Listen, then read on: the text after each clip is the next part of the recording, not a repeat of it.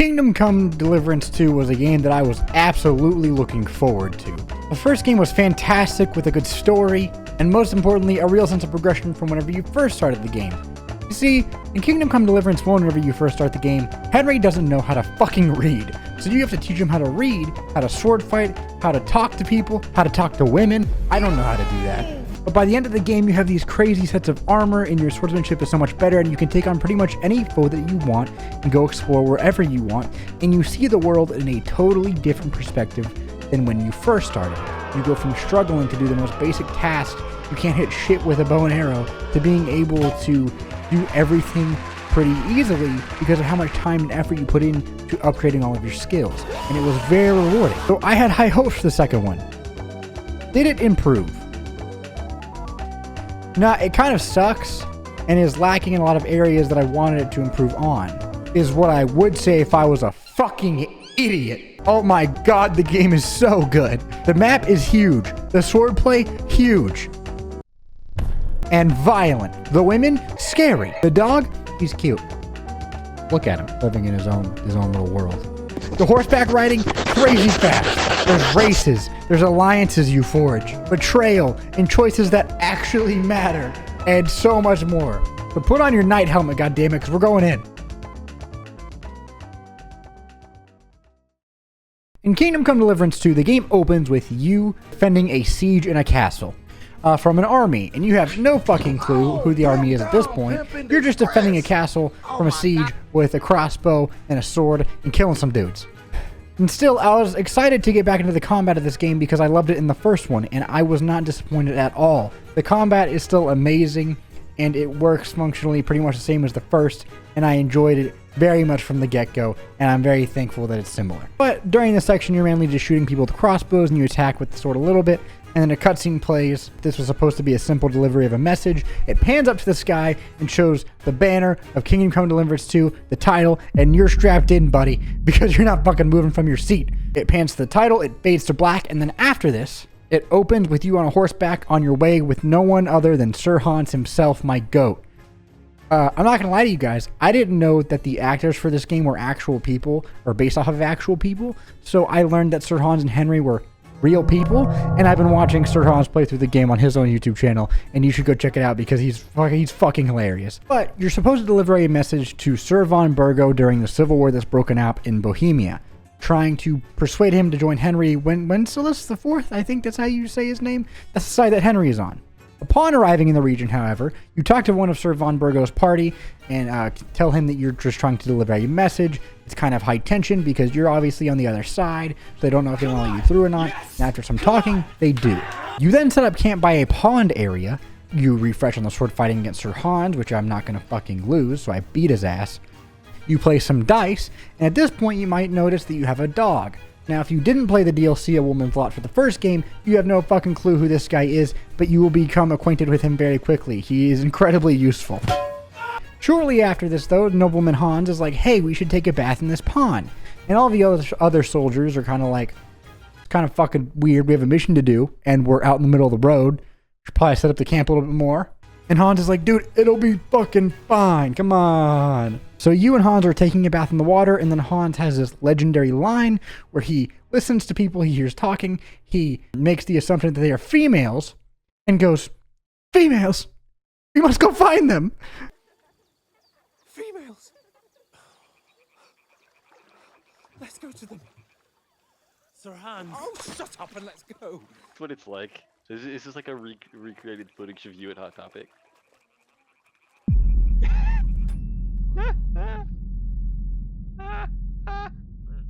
This is where you're introduced to the cell system. You wade through the water looking for said females that Hans so desperately wants to see, and you find them.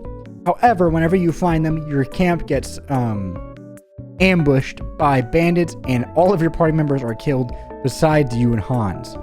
Henry, being the noble man that he is, not noble man, like noble-faced man, noble guy, sees one of the women get attacked by the bandits. He stands up and says, hey, and draws all of the attention from the bandits to him and Hans. So then you and Hans are like, fuck, we gotta run. So you guys start running. Henry gets hit by an arrow after sustaining some injuries. You get away, and then you sneak away through the forest, but you fall off of a cliff, and some flashbacks play from the first game that basically catch you up on the story if you haven't played the first one, which is very helpful, just because I needed a refresher anyway because I haven't played the first one in God knows how long. But Hans, being my goat, takes you to a cabin in the middle of the woods, which is your best bet at this point because you're fucked up, wounded, and hallucinating. Shit did not go to plan. So you crash in this cabin, and a herbalist woman nurses you back to health.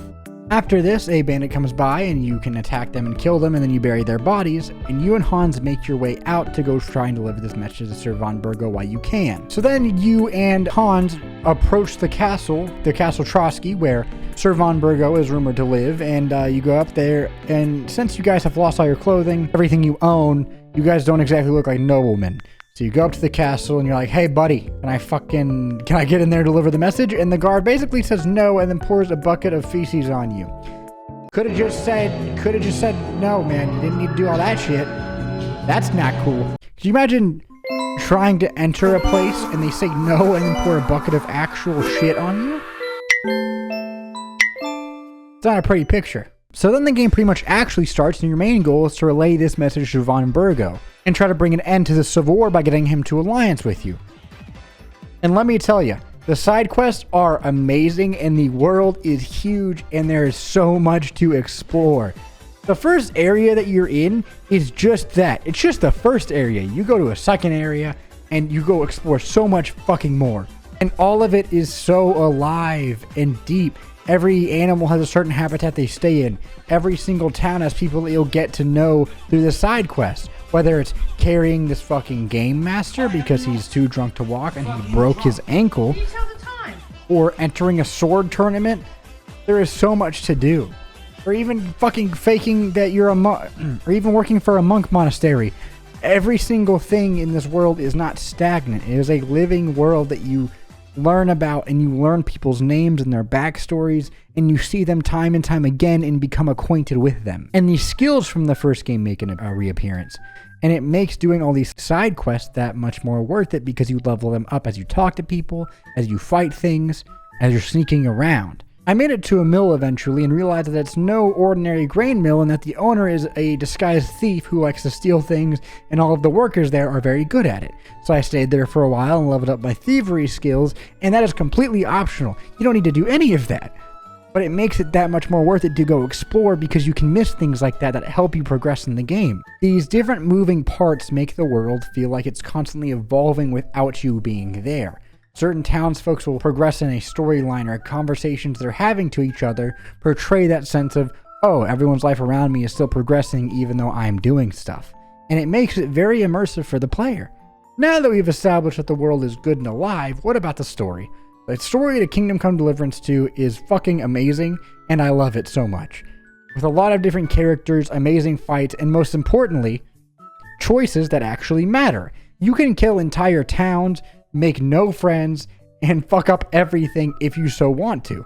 You can defend sieges from towns or choose to siege towns, completely optional to whatever you want to do. It makes it feels like it really does matter. And it has a very nice flow to it. The story and the pacing is nice. There's no one part that is boring, but there's also parts that are very exciting. There are ups and downs, humorous moments that reminded me of the Lord of the Rings movies, which is the highest praise I can give anything ever that has ever existed. That is like me calling something God. And there are terrible, saddening moments, and it all grips your attention and holds on to it for what rest might be next or what bump in the road might be next. I had a side quest to go see what these group of people were doing, only to drink with them so much that I was stumbling through the forest at nighttime and hallucinating shit. You don't know what's gonna happen next, and it makes it so much fun.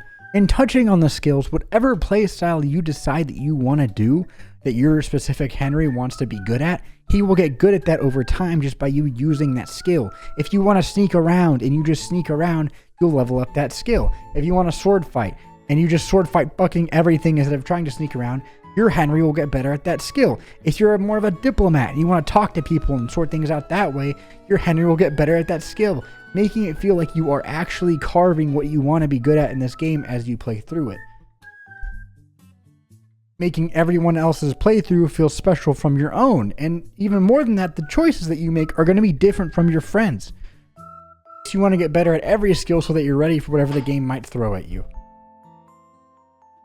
Am I happy with this sequel? Absolutely. I think that it is beautiful, it is beautifully written, and I think that it plays amazing. I am so happy with how the map came out, with how Henry's story has progressed, and with how all of the characters are written. I think that there is so much to do in this game between alchemy and blacksmithing and the different trades you can get good at, that you could legitimately play this game for thousands of hours and still not do everything. I have about 60 hours on this game as I'm making this video, and I feel like I have barely scratched the surface of what there is to do. If you need a game to sink a lot of your time into and have a wonderful time doing it, Kingdom Come Deliverance 2 is for you.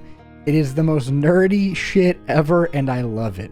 It flows well, it plays well, and the actors that portray these characters did such a wonderful job that I am grateful that it even exists. I hope you guys enjoyed this video. My computer is broken, so I wasn't able to, make a video for a while, but I am back now. I hope you guys enjoyed. I love you guys very much, and I hope to see you next time. My name is Cambodia. Have a wonderful rest of your day. Bye.